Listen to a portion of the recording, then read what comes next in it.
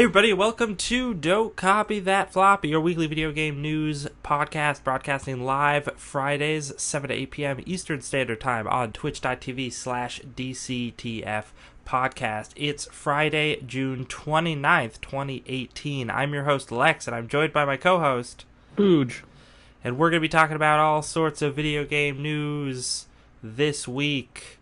I'm going to cut my audio a little bit. There we go, that's better. So... For this week, we've got lawsuit developments from two different companies. Yay! Legalese!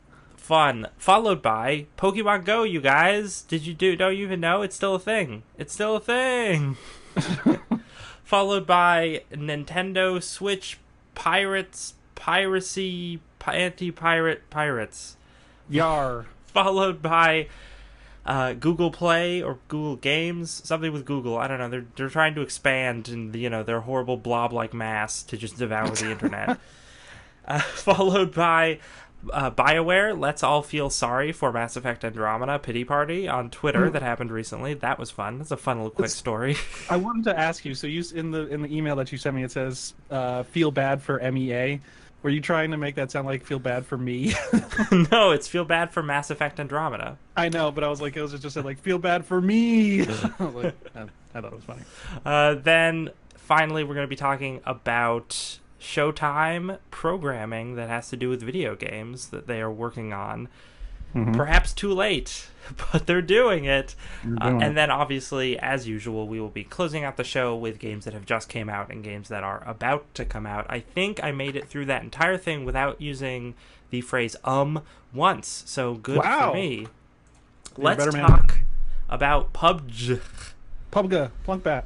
I watched PUBG the other day when you were playing it. Yes. It's not for me. No, it's funny though. If you if you have the right group of people, it can be a funny time to It's watch. also, I realized I've never done this before, but I watched a game stream via Twitch of people playing a game, but the audio I was listening to was not through the stream, it was through Discord.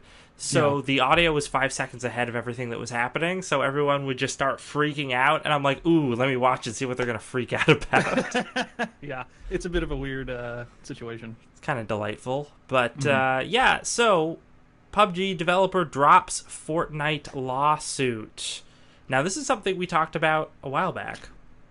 But PlayerUnknown's Battlegrounds developer PUBG Corp has dropped its legal case against Fortnite publisher Epic Games, according to Bloomberg, which is really the story I should be citing. PUBG Corp sent a letter of withdrawal to Epic Games' attorney, and the lawsuit, filed in South Korea, the home country of PUBG Corp, parent company Bluehole, is now closed. You heard it here. South Korea is now closed. South Korea's closed for business. I really wish they didn't structure that sentence that way. But, they're all moving to Mexico, haven't you heard? The Mexicans love the South Koreans because of the World Cup. yeah!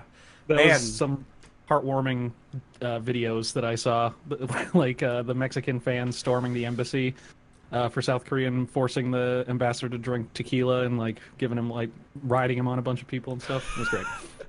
Oh, soccer, bringing people together. Or tearing them apart horribly. It's either one or the other. It's never in between. So, yeah, this was a story we talked about earlier. The background on it is PUBG sued Fortnite. Yeah, they're trying to sue him because they thought that it, quote, concerned that Fortnite may be replicating the experience for which PUBG is known. Yes. The company stated it had concerns about Fortnite's UI gameplay and, quote, structural replication. Now, PUBG got a lot of flack for that because it seemed like they were trying to essentially lay ownership over a game mode, which is not reasonable to do. But really. There was a lot of speculation as to why the lawsuit was actually happening. From me,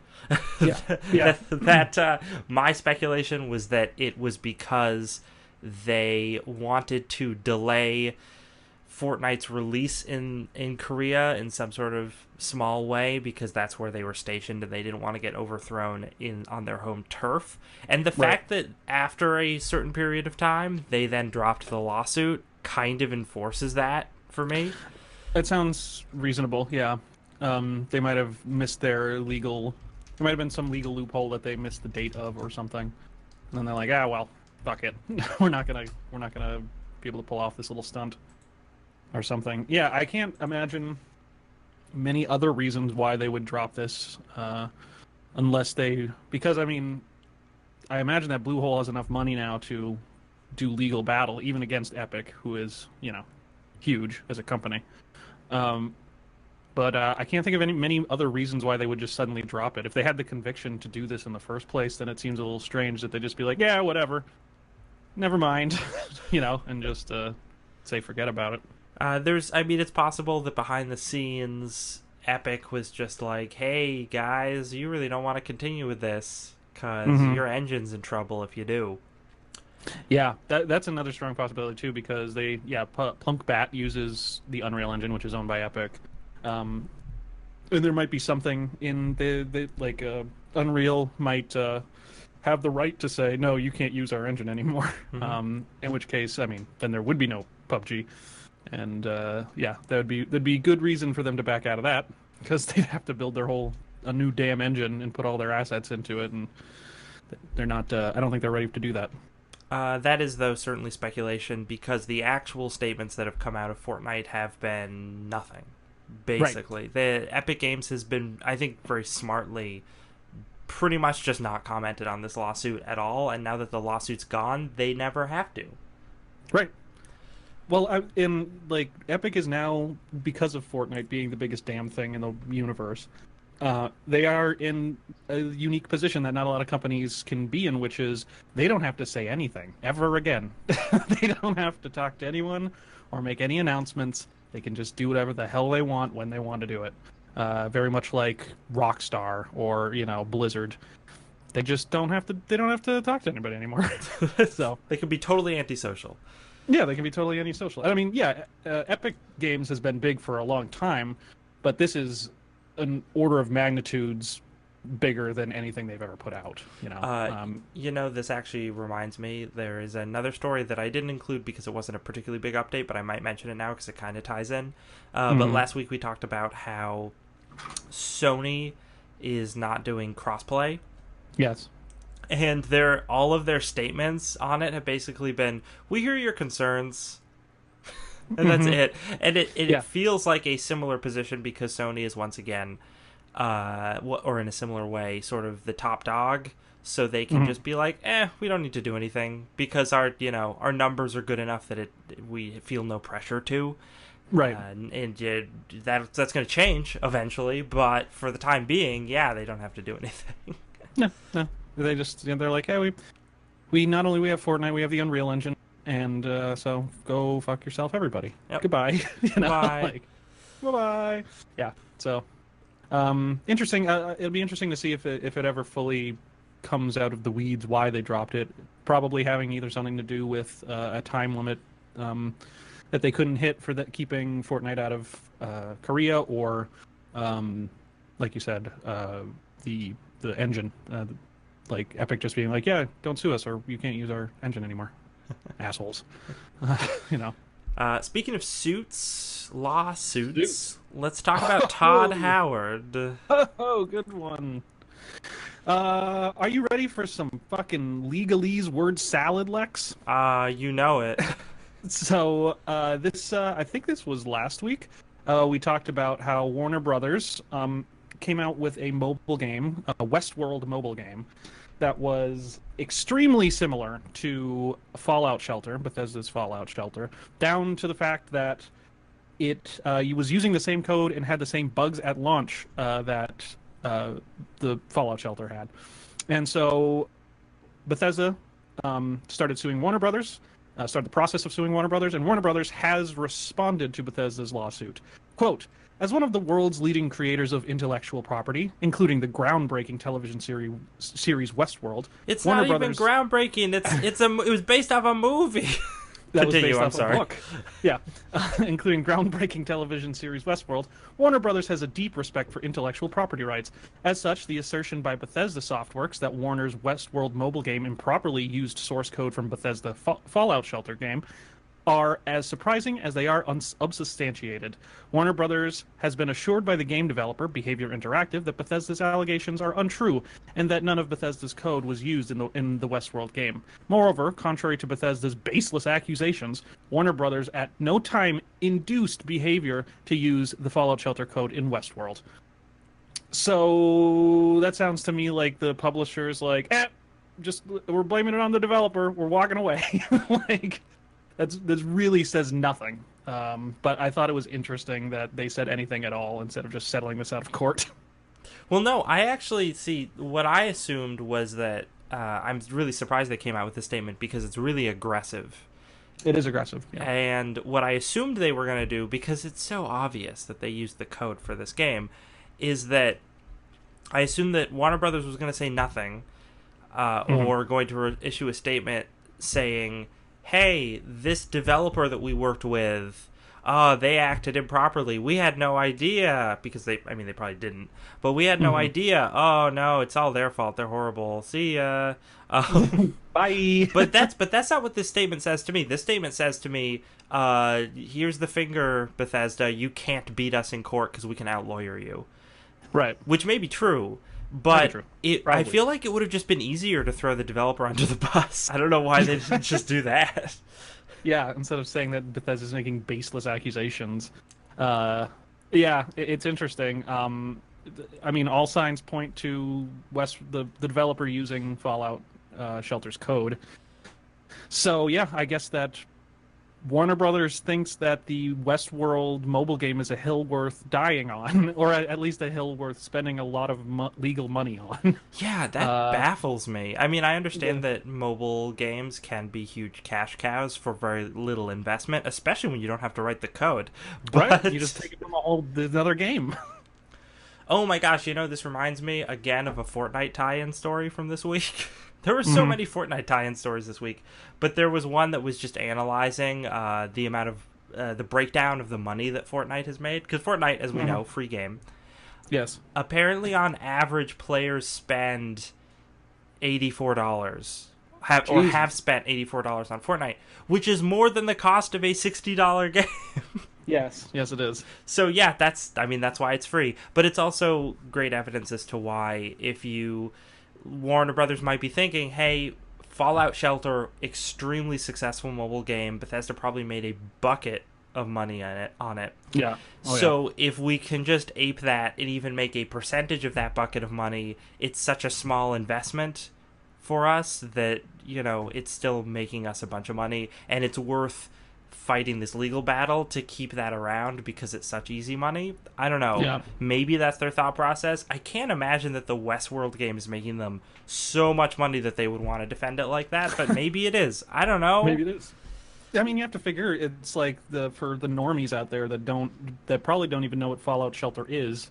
They just watch Westworld every Sunday with their girlfriend or whatever, and they're just like, they don't own a console or gaming PC, and they just have their phone. They're like, oh, Westworld game. Oh, this is cool. And then they spend like a bunch of money on it. Like I was talking to my mom earlier this week, and she's like, have you heard of this Candy Crush thing? And I'm like, yes, I have heard of Candy Crush, Mom. And she's like, I almost spent a lot of money on it. I'm like, don't be one of those people, Mom. Don't be one of those grandmas that is like, I got Candy Crush, and they asked me if I wanted to buy coins, and so I bought $500 worth or whatever. But it just goes to show you that there's suckers born every minute, and Warner Brothers is willing to defend them with legal money, I guess. Mm-hmm. So, speaking of phone games, let's talk about a phone game that everybody loved, then everyone didn't care about, and now apparently most people love again. Apparently. I'm speaking, of course, about Pokemon Go. Oh, the page isn't loaded. Here we go. All right. So, Pokemon Go. Oh, page is... Oh, come on, IGN. Yeah, IGN's really dropping the spaghetti right now. Pokemon Go hits highest player count since 2016, the Summer of Love 2016. It was a better time. Listen. Yeah, Woodstock, Nixon. I mean, no, the world was just a better place. people were nicer to each Yeah. other. Everyone was socializing. The only problems that I ran into is I'd be driving down the street and the person in front of me would just be going like 10 miles an hour because they're trying to catch that Geo dude. Yeah, that's And, true. and then I had to honk at them and go around them, and then looking out my car window, realize it's one of my friends. Got Right, really mad. exactly. Um, Yeah, it's just like, come on, you're stop chasing Pokemon. Dan, just pull 2016 over. Just pull over, Dan. You're gonna crash. Yeah, it was a better time besides the elections, but that was whatever. So Pokemon Go has hit its largest number of players since its record peak in 2016. This news comes from a study on the worldwide digital games market by Superdata. We all know and love Superdata, which also revealed that the game is the fourth highest grossing mobile game as of May 2018. How does it stack up to such titans as Fallout Shelter or Kim Kardashian's Hollywood? I don't know. I should find out. Kim Kardashian's Hollywood. Did you not hear about that? That was that was a thing. It came out a couple of years ago. I think it came out while we were doing the show, and me and Dan reported on it. And it was a mobile game that was just Kim Kardashian like commissioned and made. And in the first like couple weeks it was out or something, it made like $2 million from microtransactions. It was crazy how much money it made. Whoa. Because Kim Kardashian's a big name, and and anyone that follows her definitely has a smartphone. Right. So exactly. Anyway, the Superdata also reports that Pokemon Go made $104 million in May of 2018. Its revenue rising at a rate of 174% since last year. So this is probably kind of looking like a bell curve for them. Yeah. When they started in that summer 2016, there was probably a lot of money being thrown around at a game that totally didn't deserve it. And come on now. And then the year following, people weren't very interested because they felt kind of burned by the features that were missing or non-functional in the game. And now we're getting into another summer. So people are looking into it again, and they're looking and seeing all of these updates that have been made that really make the game, probably at this point, totally worth checking out. There's for the price of free. For the price of free, yeah. There is an article that this article links to that just talks about all the different features, although it misses one of the most important ones that just happened this week, which I'm going to talk about in a second. But oh god, this article's also loading weird. I hate you, IGN. You're just the worst. So they introduced things such as dynamic weather and Pokemon spawns. So certain Pokemon will show up in different sort of weather conditions. It's kind of fun. Sure. Now, correct me if I'm wrong, Lex, but the world has dynamic weather naturally, I think. Well, I assume that what it's doing is it's paying attention to what the dynamic weather is in the real world and then saying, oh, because that's how it is in the real world, this is how the real world weather is affecting the gameplay. Right, okay. Which is smart. I mean, that's a good thing to have programmed in. Field research and special research. I actually don't know exactly what that is, but I don't know. It sounds like a good idea. Raid battles and legendary Pokemon. The thing the game was supposed to launch with. Raid battles, because it was in the first commercial. It finally got those. And apparently they're good after they got added. Also, new generations of Pokemon and shiny Pokemon. That's the thing that I expected them to add. It's just more Pokemon as time went on. And if I can scroll down to it... Oh, the announcement of being able to connect Pokemon Go to the upcoming Pokemon Let's Go Pikachu and Let's Go Eevee. I'm sure has some more people interested since I think that's coming out in the fall, maybe? Yeah. I know we've reported it and I can't exactly remember, but... Oh, yeah, in November. So, yeah, in the fall. And I can totally see people being like, oh, I have a Switch, or I'm thinking of getting a Switch when Pokemon Let's Go comes out, and I know I can transfer all my Pokemon into that, so why don't I play Pokemon Go this summer, build up a good library of Pokemon so that when I get that other game, I can just throw them all into it. Yeah, and I'm thinking that I would like to know if maybe Superdata has this data, but I'd like to know how many new players Pokemon Go has acquired this summer, and how many of them are people that had already played and just hadn't played in like over a year. See, and now are getting back. That's an interesting thought. I assume that they are all people that are coming back. Right, and I think that has a lot to do with the Let's Go Eevee and Pikachu announcement. Because I'm guessing that there's a lot of people out there who played it real hard for like a year for 2016 and then stopped and then heard about this news that there's going to be connectivity with this new Pokemon stuff. And the core audience was like, oh, well, damn, I'll go back and try to, brush up my roster, finish out my Pokedex or whatever. I'm not even sure how Pokemon Go works. I never really played it. But I imagine that they're coming back to kind of fill out, got to catch them all before that new game comes out. Yeah. And so then when the summer, new so game comes out, they'll have them all.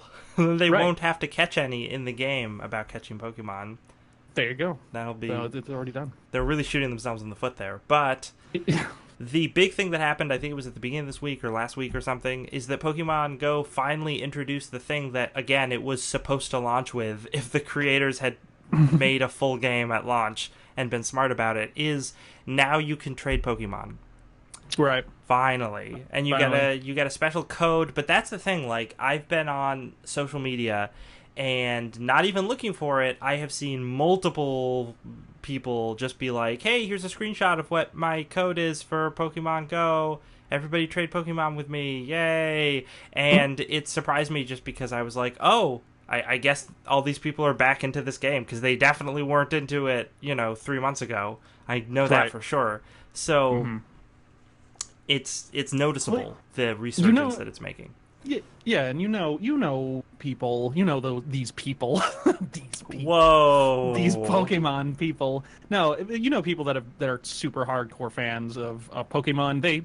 They're used to just kind of not playing Pokemon for a little while until a new one comes out, and then they get really into it again, for a little while. I don't know any hardcore Pokemon fans who play it all the time. They wait until the next game comes out on handheld and they play it real hard, get all the Pokemon, put it down for the next couple years until the next one comes out. And I think that's probably mostly the same kind of audience that you're seeing here in Pokemon Go. Yeah, I think I lost my train of thought. I had something else I was going to say, but I forgot what it was. Well, we're moving on now because we've been talking about this Nintendo property. So let's talk a little bit about the Switch. Sorry, I remember what I was going to say. It's kind of funny how you were able to trade Pokemon in 1998 when the game launched, but apparently you can't make that work in 2016. Nope. Phone technology is just too advanced, so you can't program for it. Yeah, that's the problem. So, speaking of Nintendo properties, let's talk for a minute about piracy and anti-piracy real quick. About trying to catch them all. trying to pirate all of those Pikachus. Yes. So, the Nintendo Switch, people have been trying to hack it and do, all sorts of jailbreaking on it because they see the more potential in it, I think, and they see it useful as an emulator, probably, especially because Nintendo doesn't want to re-release all their old stuff for it in any kind of reasonable timeline.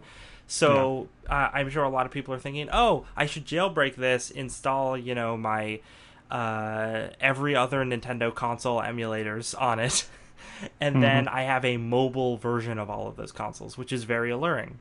I totally want to do. Why haven't I done that yet? So I want to do very much too. So jailbreaking software came out for it. It's jailbreaking software SXOS came out, and unlike cool jailbreaking software, this jailbreaking software sells out to the man and makes you pay $25 to purchase it. Sure, that's an insult and a slap in the face to me, especially if I'm jailbreaking something. Don't want to pay for stuff, so I'm jailbreaking it. Like, come on, people. But apparently there's an extra insult to this software we have discovered, which is that if you have this software and you try to, I think it's if you try to install other jailbreaking software, or if you try to pirate this jailbreaking software, or rather, if you pirate this jailbreaking software and then attempt to install it on your Switch, it has anti-piracy DRM built into it and will brick your Switch. Yeah. Proving that's some meta piracy right there. Yes, proving that even people who create jailbreak software still care about making that sweet cheddar and don't want anything to mess with that, which is so hypocritical, and I just want to kick them in the face. Yeah, that is. It's very much. I mean, it's against the it's against the spirit of the thing. You know, like it's kind of antithetical. Yeah, this is too bad because not gonna lie, I very much want a crackable Switch.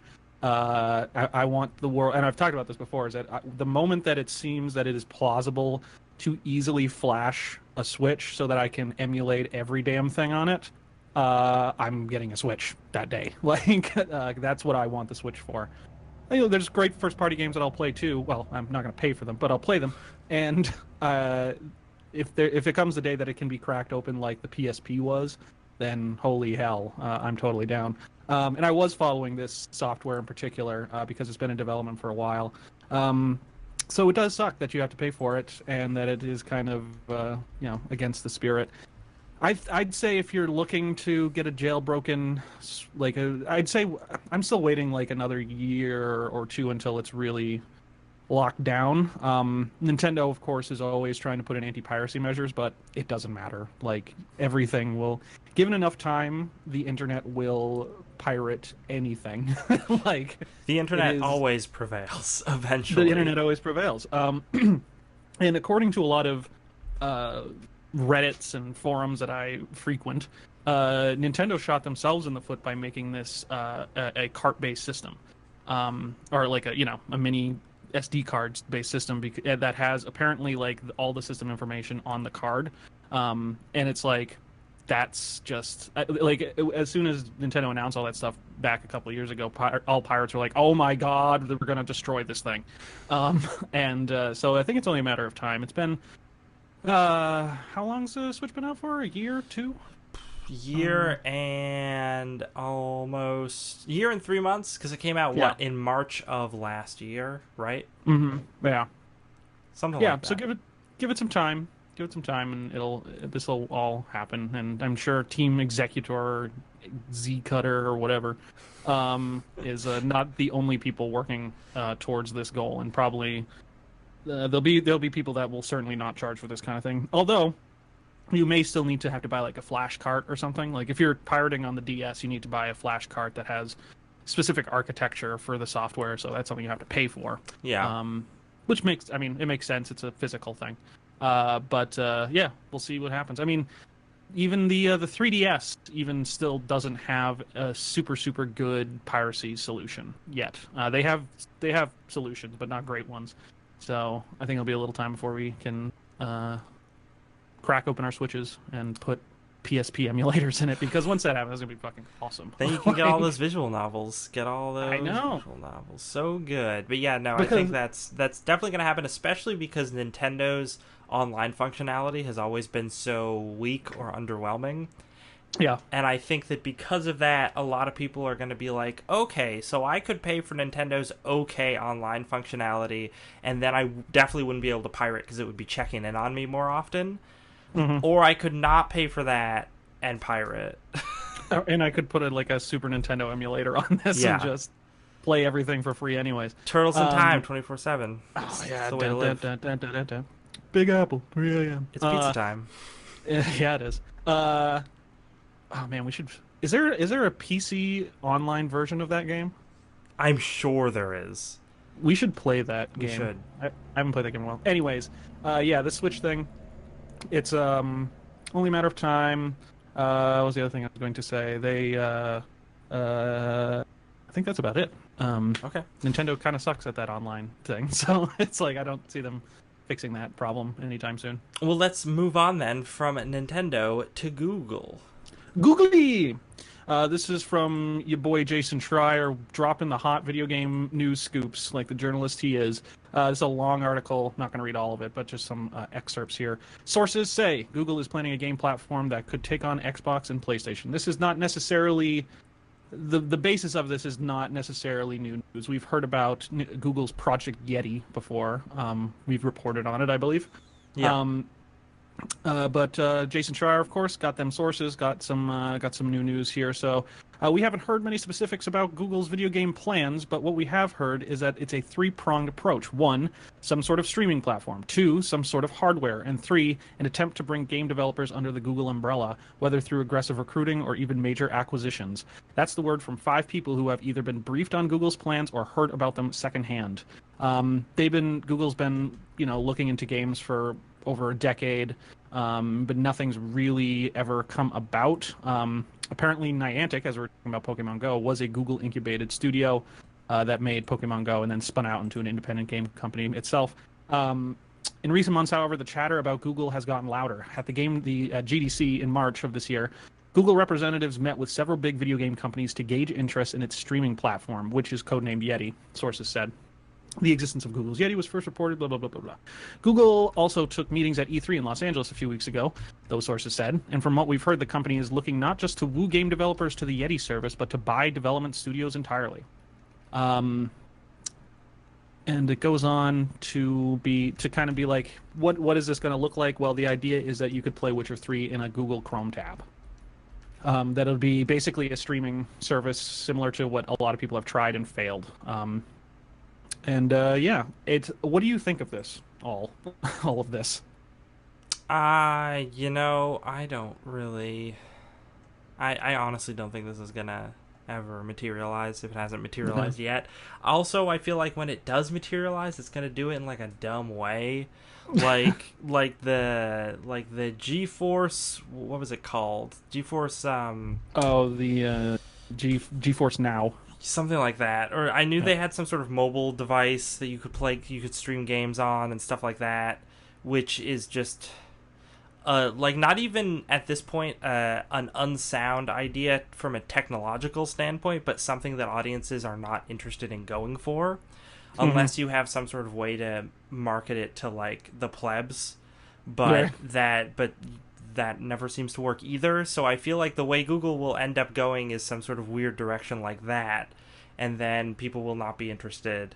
And then they'll be like, oh, we'll just put this away in the same box the Google Glass got put in, and we'll just never talk about it again. Because... Yeah, and Google, I mean, it mentions, too, Google has a history of starting and abandoning initiatives. That's kind of what they do. They have an infinite amount of money.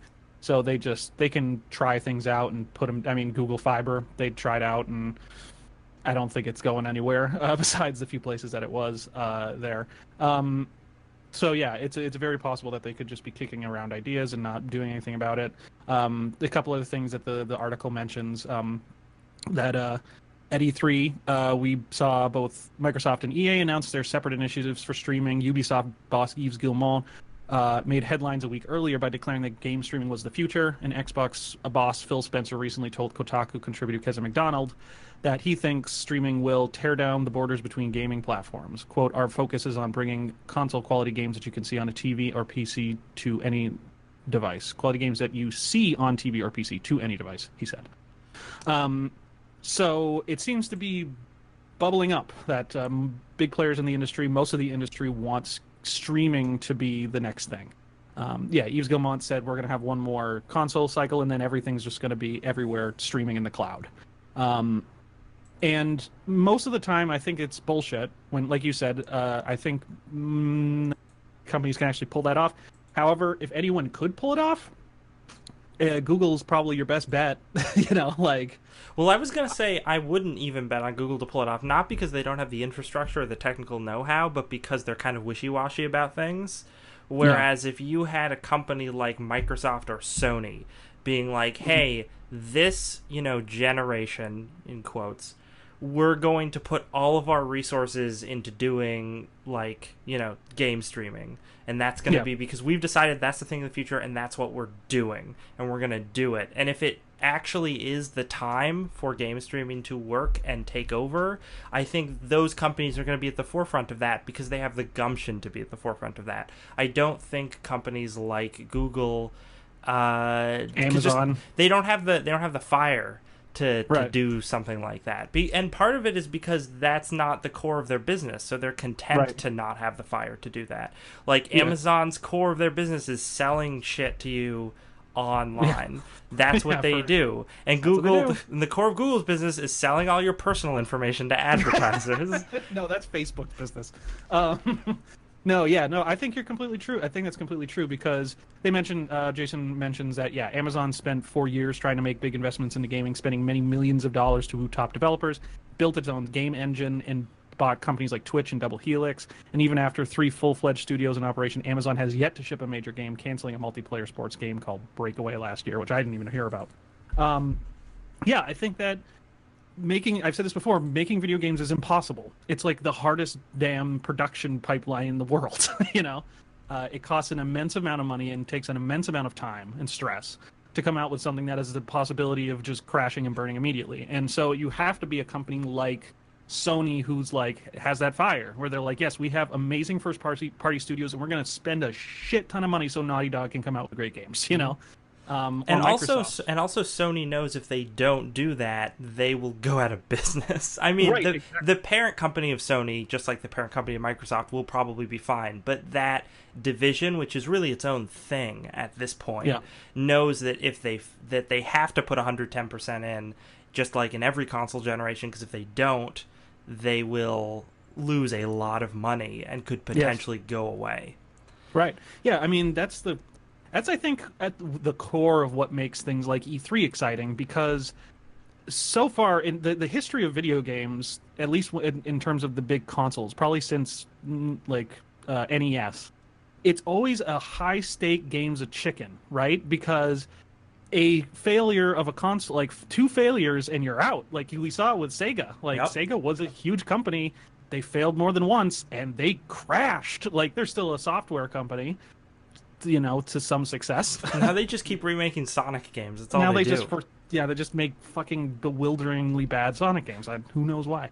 But yeah, it's not like a movie studio that can suffer a lot of flops, or even there's a lot of other industries I feel that there's a lot more padding for failure, but video games is not that way. Like we talked about the hubris last week, right? Where there's these companies that get the hubris and then their console just crashes for an entire generation.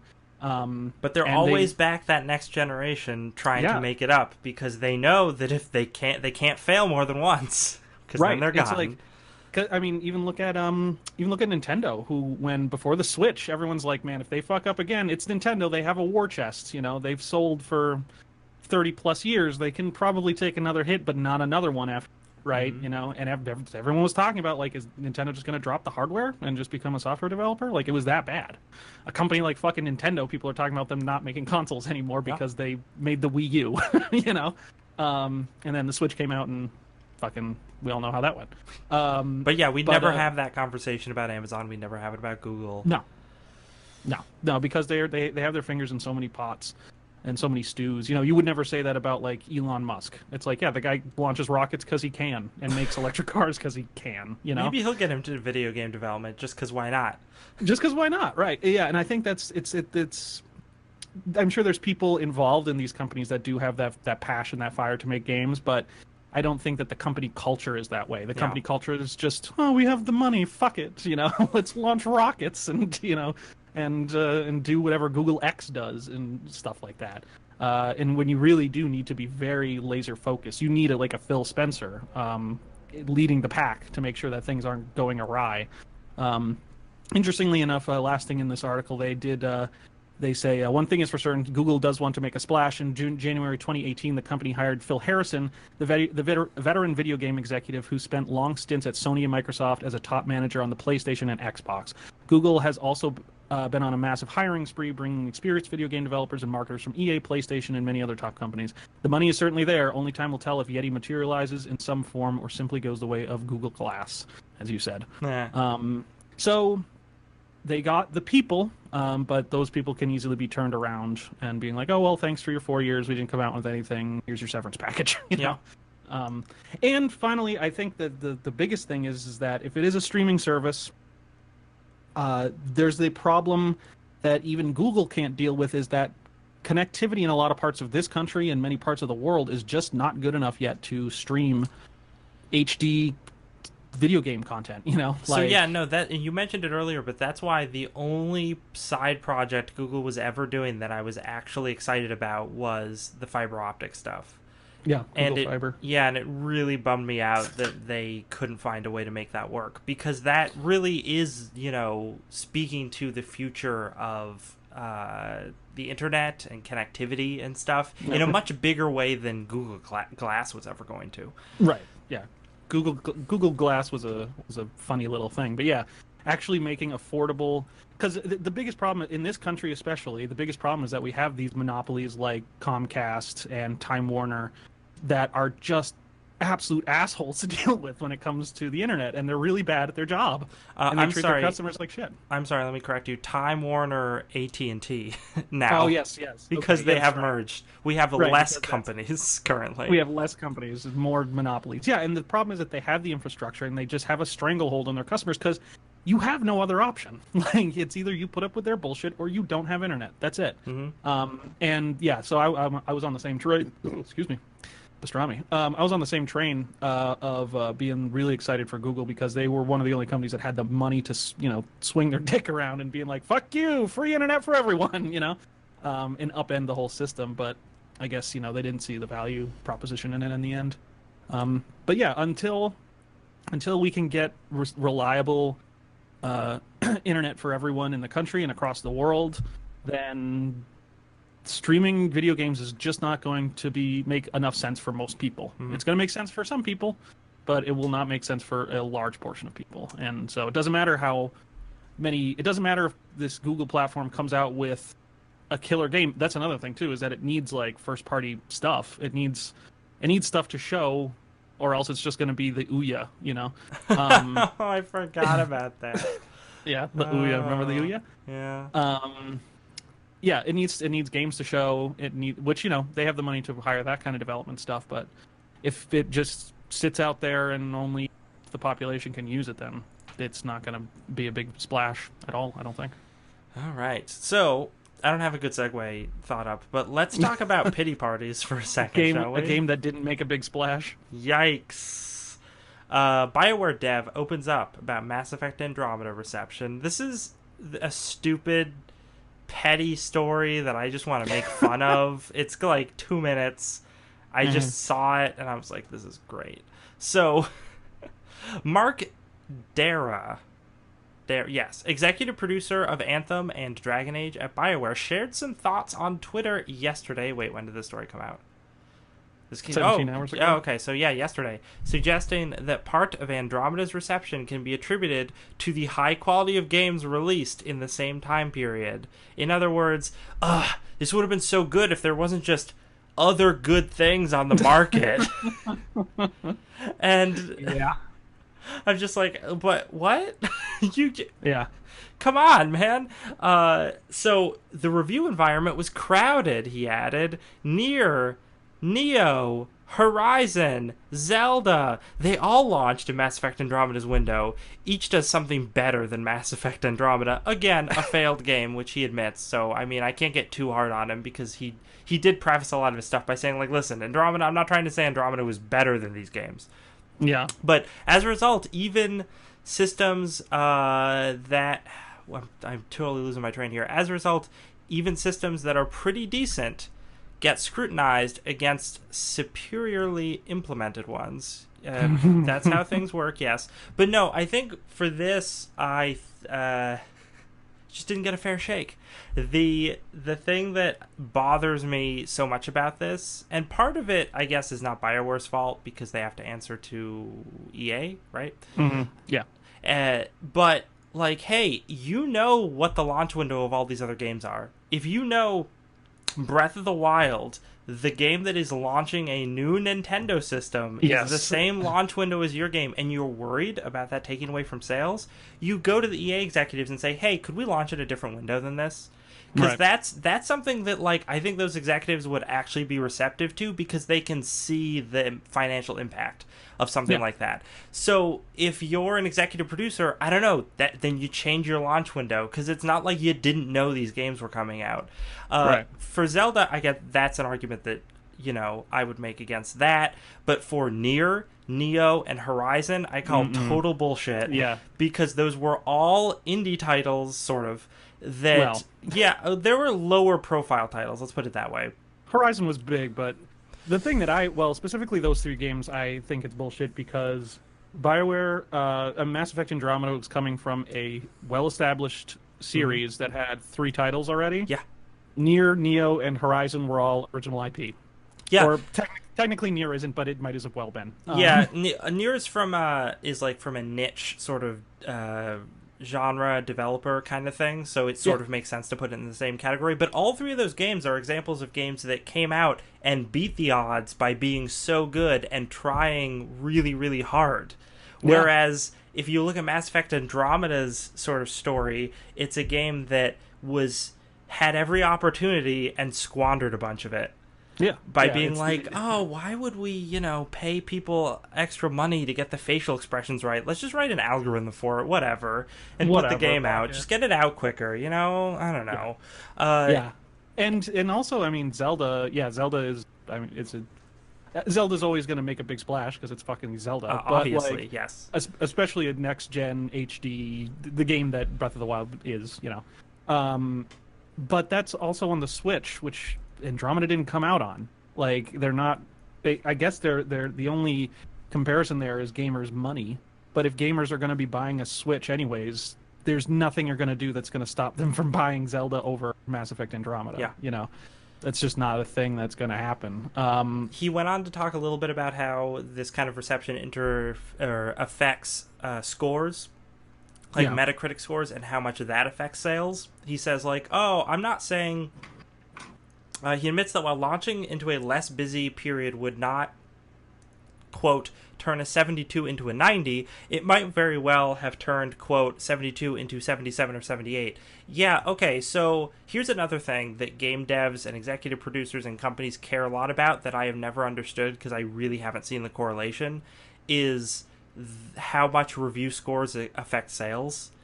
Yeah. Because I'm not saying they don't affect sales. They certainly do, but I think word of mouth, streamers, all that kind of stuff affects sales in a far more significant way than Metacritic nowadays. Does. Yeah, nowadays it does. Yeah, I think honestly, because I mean, all that streamer influence, YouTuber influence is relatively new.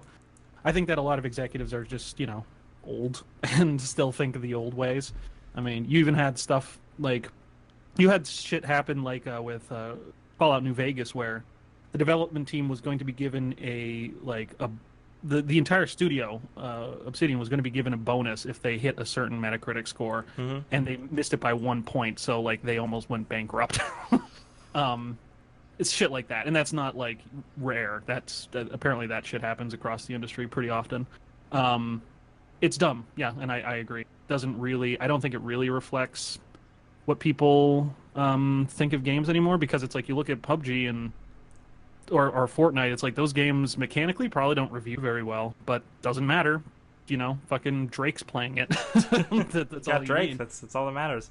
So Drake. Yeah, it feels like a lot of Mass Effect Andromeda's, especially reading this, it seems like Mark Dara has not learned the lesson of Mass Effect Andromeda, which is just put in the elbow grease and people will appreciate it and it will show. Because in all the other games he mentioned, they are examples of the companies doing that and people appreciate it and it's showing. And even earlier Mass Effect games are examples of them doing that and it's showing.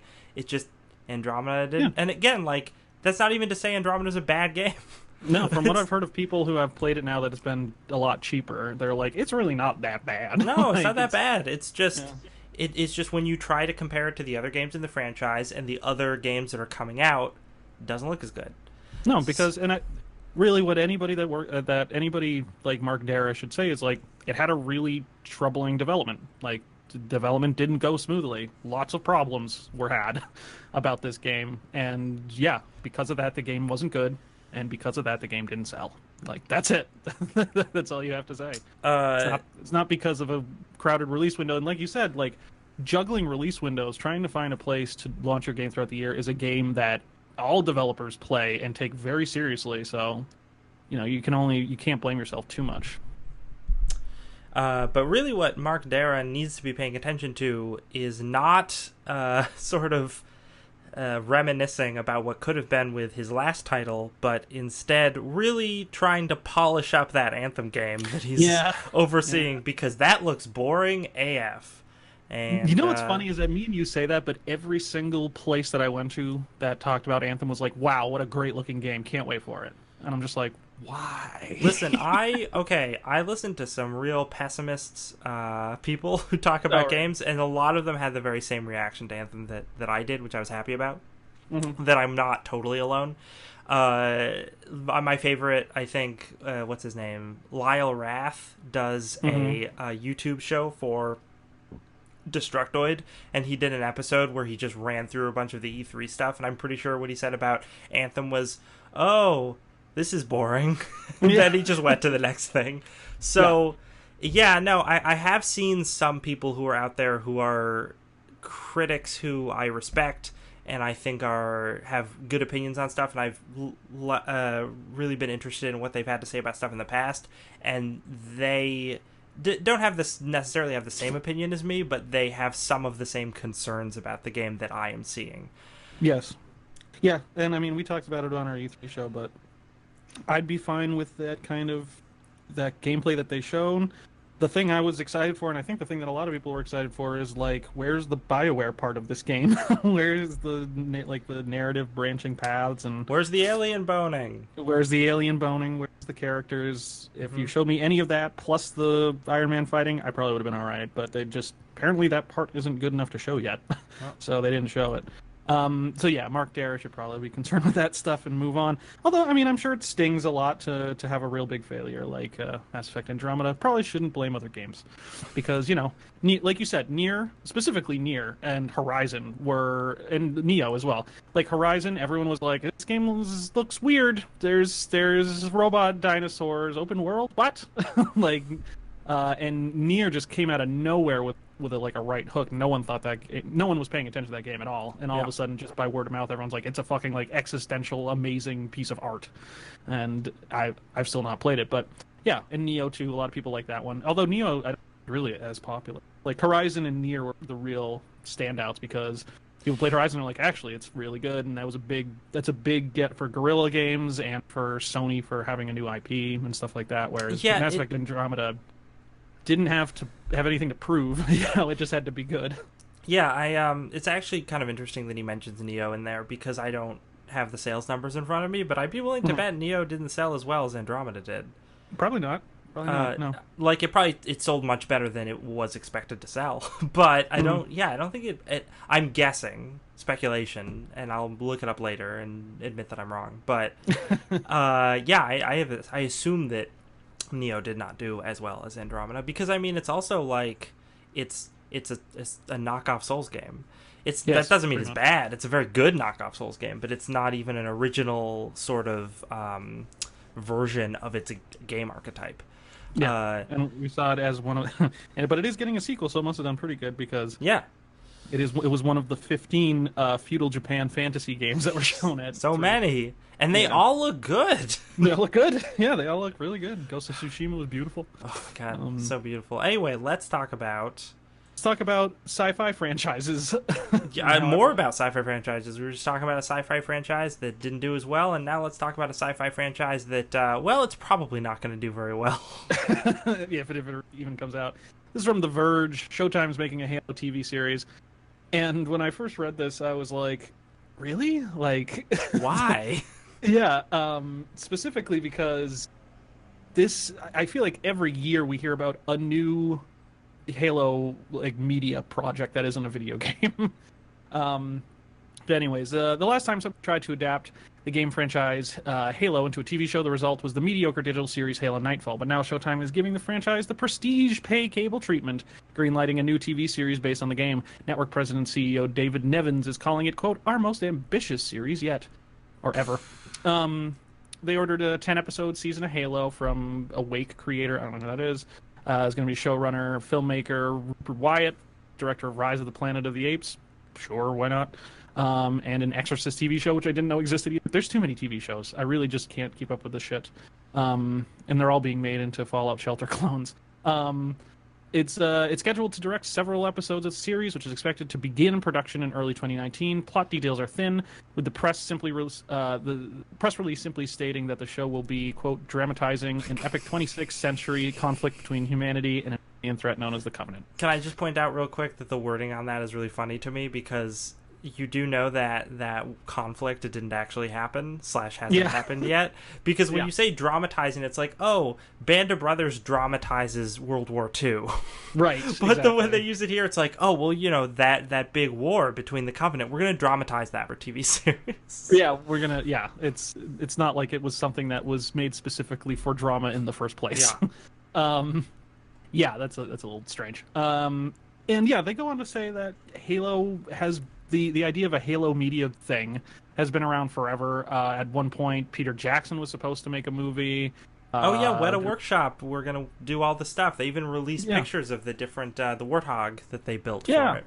That was like a decade ago. Yes, it was a decade ago. Because the game, that's the thing. The people forget this game came out in 2001, which is nearly nearly 20 years ago. And within a couple of years of that game coming out, they started talking about a movie or a TV show, like some sort of media adaptation. So they have been kicking around this idea for almost 20 years. Yes. Which is crazy to think about.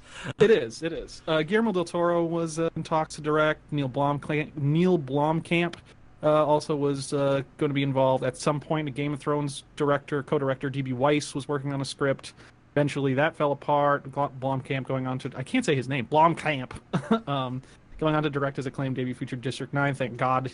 Yeah, that's true. I actually forgot about that, because I remember they're like, this guy's working on it, and then it's like, oh, actually, no, he's going to go work on District 9. Good choice there, to do District 9 instead. The show's television ambitions roared to life in 2013. I actually forgot about this part. When Microsoft announced it was developing an adaptation in collaboration with Steven Spielberg's Amblin Entertainment as part of its Xbox Live original content plans. Oh yeah, because when the Xbone launched and it was always online and it had a Kinect and it was supposed to be about watching TV instead of playing video games, they announced original content for it, and then that fell through because people wanted to play video games on it and not watch television on it. Right. Shocker. Strange how people want to buy gaming consoles to play games. Because there's also that in that show Heroes that they talked about for a very long time. I don't know if that ever came out. Or not Heroes. It was... I forgot what it was called, but they talked about it forever at E3, and I was like, what the hell is going on? A year later, Showtime joined that project, and Xbox shut down its original television division altogether. Xbox Live eventually got Halo Nightfall out of the deal, but despite the pedigree being executive produced by Ridley Scott, that project was ultimately received as nothing more than a glorified web series. So, and it mentions that it seems like all the big channels have their own sci-fi thing now. HBO has Westworld, Netflix has Altered Carbon, which sucks, by the way. That's not a good show. Very expensive looking show, but it's not good. And Amazon has The Expanse, which I've heard is actually very good. But the question is, regardless, obviously it's had production problems. Do we need a goddamn Halo thing? No. That's not a video game? No, we don't. Because I think when someone first mentioned this to me yesterday or today or something, I responded by saying, oh, I might have been interested in this a decade ago. Yeah, right. Or more. Yeah. But now I'm just like, who cares? The game part of the franchise is not even that popular anymore. Right, exactly. And you know what? I started thinking about it. I'm like, Halo as a universe isn't very interesting. Listen, there are some freaking diehard fans of those, especially the books. And I don't understand those people because I don't think... I agree with you that I don't think it's a particularly interesting universe, but clearly it has some kind of fandom. Yeah. So if they are going to be making this, if I were them, I would be like, we're throwing out all the characters we're throwing out all the events that the main character's not going to be Master Chief, because I started thinking about it, and I'm like, so you're going to have a TV show, main character's going to be a guy in a helmet, and he's not going to take off his helmet. Might as well just be making Dredd the TV show. Exactly, and it's like, what made Dredd kind of unique was that it was a famous actor that never took off the helmet, right? But it's like, you're not going to do that for fucking whatever, how many tens of hours the first season's going to be. You're not going to have a dude in a helmet the whole time. Yeah. Talking to a robot that you can't see.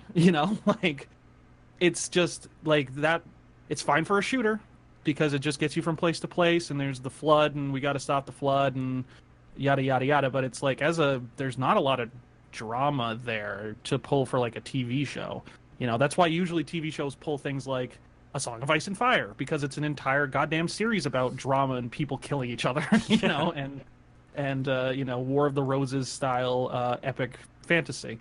But Halo, I think this is actually mostly the problem of making any kind of video a non-video game thing, is that it's just usually video games don't have good stories, like almost ever. Like most video game stories are bad because they don't need to have good stories. Yeah. Like Doom 2016 is an amazing thing. Like it's an amazing experience, right? But it makes a point that it has no story. Like it just does not give a shit. It just says, you're here to, hey, we know why you're here. You're here to kill demons really gorily. Come on, let's go for a ride. And that's it. Like Okay. they throw all that pretense out, and Yeah. it's just like I don't understand how you could try to do something like that with Halo, but whatever. So that's not going to go anywhere or fails right out of the gate. Looking forward to that. Let's talk about games that just came out. Now, today we had the Insane Crash Bandicoot trilogy coming out for the Switch, the Windows, and the Xbox. Oh my God. Get ready for those my British charts to be topped once again. Can't wait for next month's NPD. Yeah. The Crew 2 came out for Windows, PS4, and Xbox. Cars. Psychedelica. I don't know what that is. Psychedelica of the Ashen Hawk for Listen, the Vita. it came out for the Vita. It's a visual novel. That's all you need to know. It's a boob game. Yeah. Wolfenstein 2, the new Colossus, came out today for the Switch. Yeah. Really excited to see how that sells. Yeah. And just how it runs. Like, I need to watch Yeah. some gameplay to just see what, like, the frame rate is like on it and everything. I mean, Doom was good, so I assume it's good, but I'm still kind of curious. Yeah. And then we don't have much in the next week. We have Red Faction Guerrilla Remastered edition. So there's a Wow. remaster of Red Faction. That's pretty great. I like that. And then after that, I mean, yeah, no, then we get to the 10th, which is like nothing. Shining Resonance Refrain. Yep. Sure. That's a JRPG for you. And how many goddamn Yeast games are there? I feel like there's one on every time we do one of these. I feel like there's another one. We don't really get anything interesting until the 13th when we get Toad Treasure Tracker. Oh yeah. And Octopath Traveler. I'm kind of excited to see how Octopath Traveler is received, because I think that's a very interesting sounding game, and I've played the demo and I thought it was interesting. So yeah, so for a few weeks we don't have a whole lot, unfortunately, on that. But with that, we are out of time, so I'm glad we have not very many games to talk about. Thanks for listening or watching. I am Lex. I've been joined by my co-host Chris, and if you want to find us on the social medias, we are on Twitter at DCTF Podcast. When we're gonna go live with a show, we post there. Also, when we have put a new episode up, we post there. If you want to listen to our backlog of episodes, you can do so by going to chipbit.net. You can watch them all there. They are our amazing benefactor. Also, check out some of the other stuff on the site while you're at it. Or you could go over to our iTunes, which just by searching Don't Copy That Floppy, and you can see our whole show archive on there. Side note, depending on what kind of app you're using to do that, the shows might be out of order, and I apologize for that. That's something we're trying to fix on the development end. But just scroll down and you'll eventually find the highest numbered episodes. So, what was I going to say? Oh, this is episode, just for reference, in that case, this is episode 164. So, oh my God. Yeah. What else did I want to mention? What episode did I join in on? I don't know. I don't remember. Okay. So, if you are there, leave a rating and review. That would be great. And if you want to support the show and you have so much money and just don't know what to do with it all, you can go over to our Patreon page just by searching Don't Copy That Floppy, and you can give us lots of money and get bonus content every month. Dan is actually coming over tomorrow or the day after, and we're going to record a new episode of bonus content. It's going to be great. So, that's everything. Thanks again for watching or listening, and until next time, Chris, what do people have to remember? Don't copy that floppy.